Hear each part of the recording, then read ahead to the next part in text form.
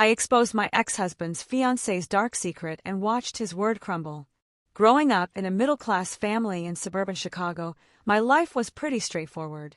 My dad spent 30 years on the police force before retiring, and my mom still works as a secretary at Lincoln Elementary. They gave me everything they could, but we were never wealthy. After graduating from college with an accounting degree, I landed a job at a mid-sized accounting firm. The pay was decent, the work was steady, and I thought that would be my life. Wake up, go to work, come home, repeat. Then came that rainy Tuesday in October when I literally bumped into Eddie outside Starbucks. I was rushing to get my morning coffee before work, and he was heading to some important meeting. My coffee spilled all over his obviously expensive suit, and I wanted to die right there. "I'm so sorry," I started, dabbing at his jacket with napkins. "I'll pay for the dry cleaning, I swear." Instead of getting angry, he laughed. "Don't worry about it. Though you could make it up to me by having dinner with me tonight." That dinner turned into another and another.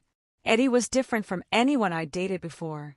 He was the son of Alan and Victoria Reynolds, owners of Reynolds Industries, one of the largest manufacturing companies in the Midwest.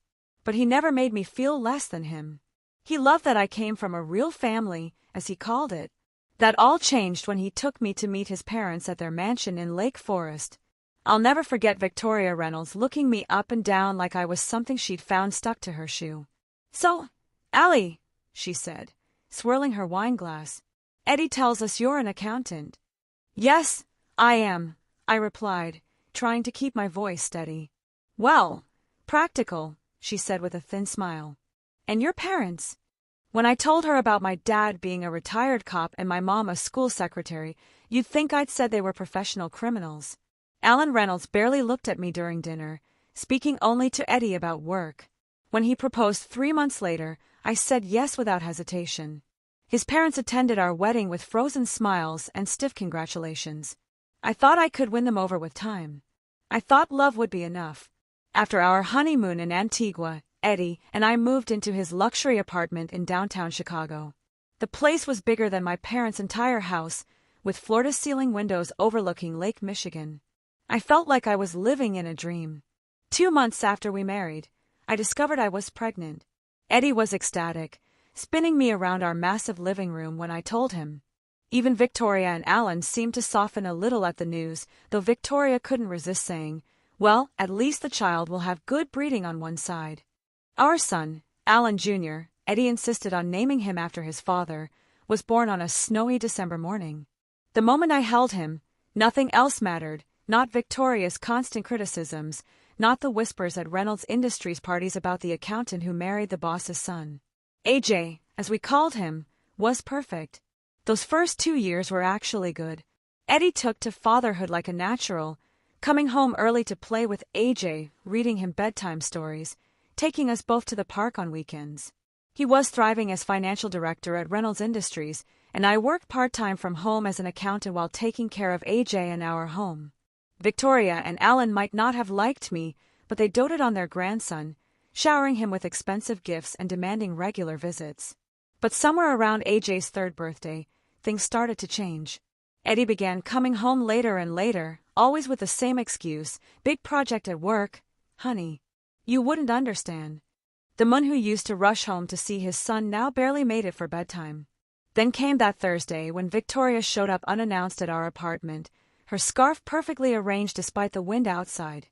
"Would you care to explain," she said, walking in without waiting for an invitation, "why you weren't at the company's annual gala last night?" I stared at her, confused. "What gala?" "Don't play dumb. Allie, that's me. The Reynolds Industries anniversary gala, every executive and their wife was there, except you." My stomach dropped. I didn't know about any gala. Victoria's eyes narrowed. "Eddie said you weren't feeling well. Are you telling me my son lied?" I waited up that night, sitting in our dark living room until Eddie came home at 11:30. He loosened his tie as he walked in, stopping short when he saw me. "Why didn't you tell me about the gala?" I asked quietly. He sighed, pouring himself a scotch. "Look, Allie, let's be honest. You wouldn't have fit in. You're too simple for these events. The other executives' wives, they know how to carry themselves. They can discuss art and wine and summer homes in the Hamptons. What would you talk about? Your dad's police stories? Your mom's adventures in the school cafeteria? I felt like he'd slapped me. I'm your wife, Eddie. You're supposed to be proud of me, not ashamed. I was proud, Allie, when we were dating. Your simplicity was charming. But I'm the financial director now. I need a wife who can be more. I went to bed crying that night, telling myself he was just stressed from work and that things would get better. But deep down, I knew something had broken between us, something I wasn't sure could be fixed. It was a Tuesday when my world fell apart. Eddie had texted that he was working late again, and I was doing my usual cleaning routine around the apartment when I got to his home office. I noticed his laptop was open on his desk, screen still bright. I'd never snooped before. I trusted him, despite everything, but something made me pause this time. Maybe it was the way the screen showed his email was open, or maybe I was just tired of all the lies. I sat down at his desk, and that's when I saw it, an email thread with someone named Sophia Lohan. My hand shook as I started reading. There were hundreds of messages between them going back months. Sophia was apparently a new marketing executive at Reynolds Industries, hired about a year ago. As I scrolled through their correspondence, my stomach turned. Had dinner with the village idiot again, Eddie had written. God, I can't believe I have to go home to her. Sophia's response, poor baby, don't worry, I'll make it all better tomorrow. They talked about me like I was a joke, the simple-minded wife who didn't know her husband was sleeping with someone else. There were pictures of jewelry he bought her, weekend trips they'd taken while he told me he was at business conferences. I stayed up all night copying everything to a USB drive, printing key emails, taking screenshots. Eddie finally came home at 7 a.m., his shirt wrinkled and his tie loose. I was sitting at the kitchen table with the evidence spread out in front of me. Care to explain? I asked, holding up one of the printed emails. How could you do this to me, to our family? He laughed. Actually laughed. Come on, Tosh, did you really think you were enough? Sophia is everything you're not, sophisticated, sexy, exciting. When's the last time you even tried to look good for me? I've been taking care of our son while you've been screwing around. He poured himself a coffee like we were discussing the weather. Here's how this is going to work. You'll stay my wife on paper. It's better for my image at the company. Sophia understands, and hey, he added with a nasty grin, maybe I'll even find time for you occasionally, if you're lucky. I ran to AJ's room, my hands shaking as I threw some clothes into a backpack. AJ was still sleeping, clutching his favorite teddy bear. I gently woke him up. Baby, we're going to visit Grandma and Grandpa for a while, okay? Eddie leaned against the doorframe, watching us. You'll be back. Where else could you possibly go?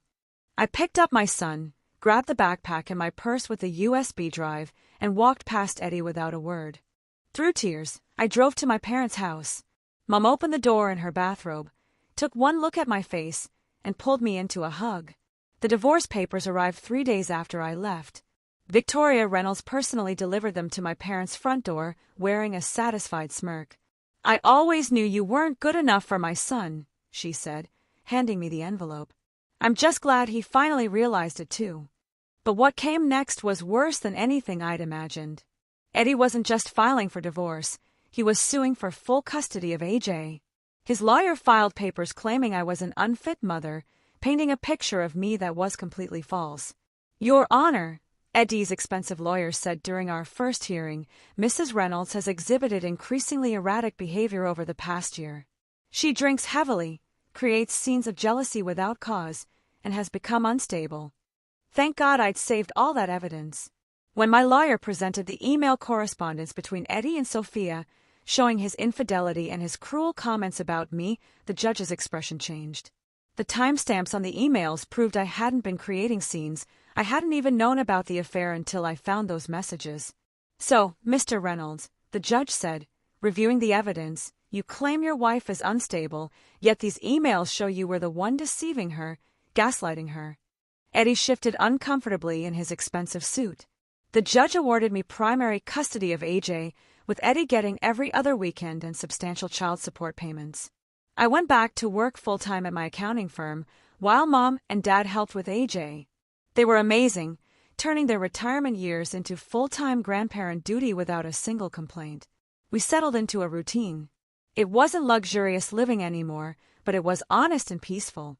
Then came that Saturday morning when a black Range Rover pulled up in front of my parents' modest house. Eddie stepped out, and with him was Sophia, tall and blonde, wearing designer clothes that probably cost more than my monthly salary. "I'm here to see my son," Eddie announced, pushing past me into the house. Sophia followed, her nose wrinkled as she looked around our living room with its worn but comfortable furniture. "Oh my God," she laughed, picking up one of Mom's cherished family photos. "This place is literally a dump, like an actual kennel." "Watch your mouth," I warned her. She turned to Eddie. "Baby, you can't let your son stay in this hut. And these old people," she gestured toward my parents, who stood shocked in the doorway, "they belong in a ditch somewhere, not raising a Reynolds heir." I said, my voice shaking with rage, "Both of you get out of my parents' house right now." "Or what?" Eddie sneered. "You know what?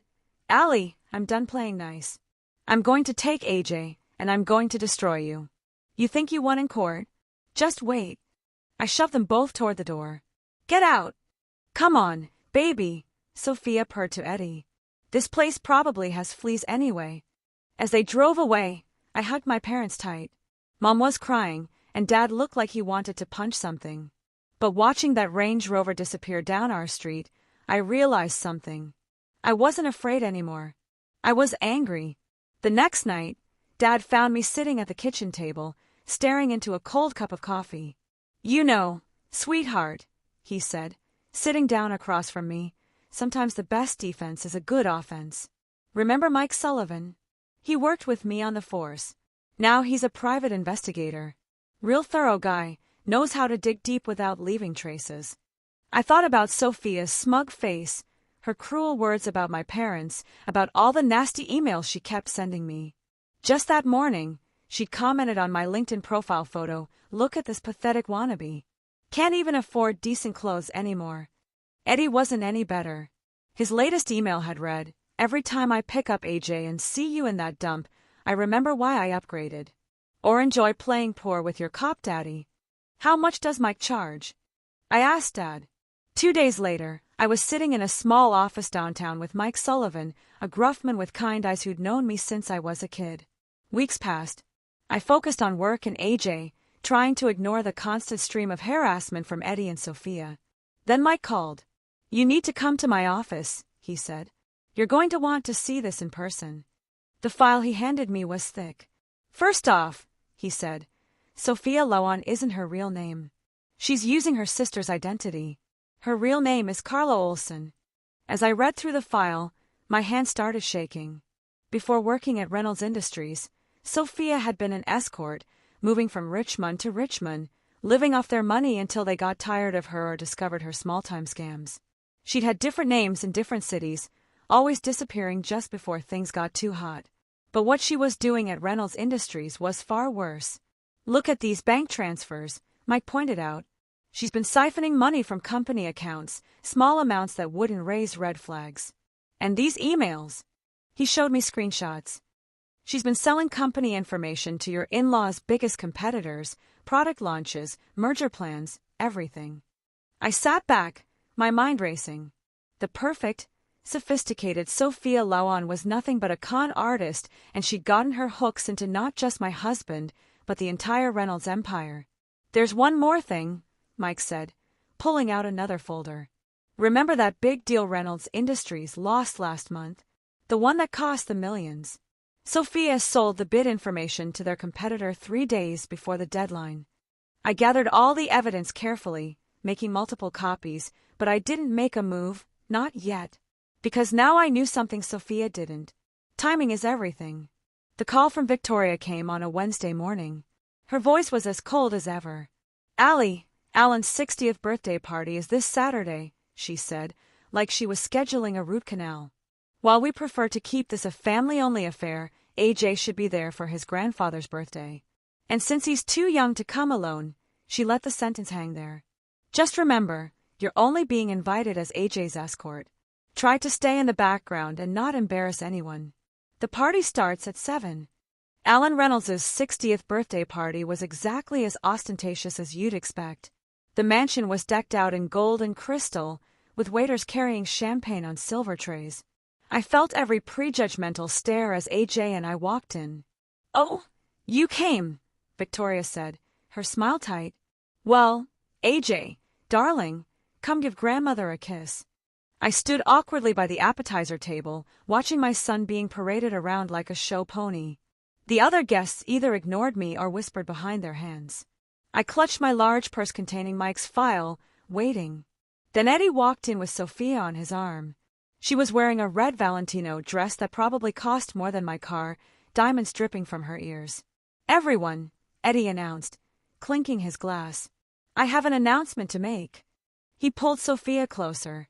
"I'd like you all to meet my future wife, Sophia Loren. She'll be joining the Reynolds family officially next spring." Victoria rushed forward to embrace her. Finally, a woman worthy of the Reynolds name. Harvard-educated, from a wonderful family, unlike some people, Alan added, shooting me a look. Sophia preened under their attention. "I just feel so blessed to be joining such an esteemed family, and I promise to be the kind of wife Eddie truly deserves." That was my cue. I stood up, my hand steady as I pulled out the file.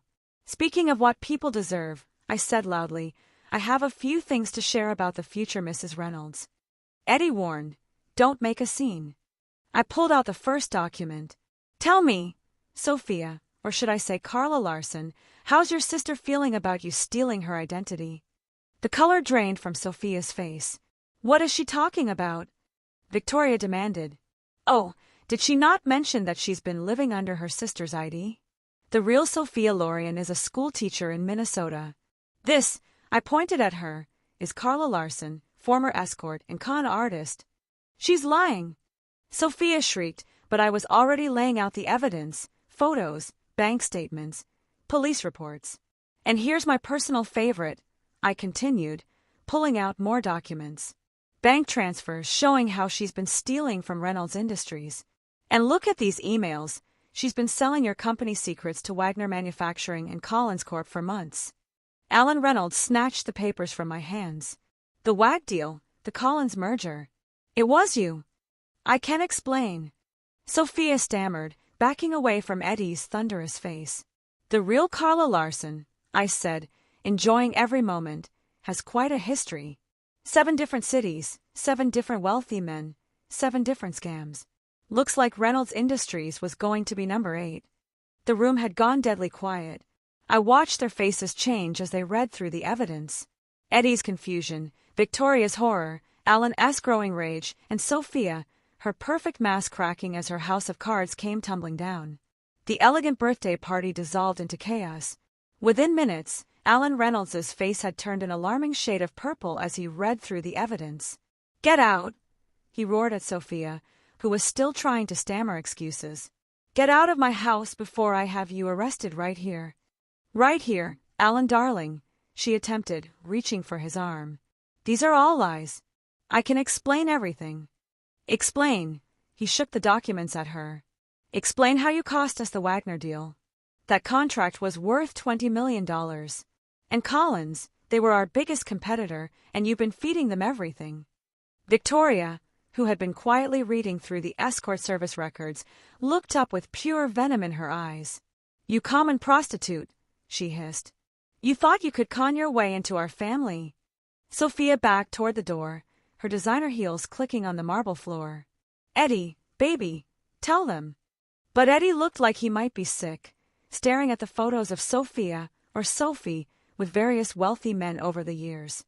"If you're not off my property in 30 seconds, Alan said, his voice deadly quiet, "I'm calling the police. And trust me, you'll be seeing plenty of our lawyers either way." After Sophia fled, Alan turned to his son. The party guests were pretending to be absorbed in their champagne, but everyone was watching. "You brought this woman into our company," Alan said.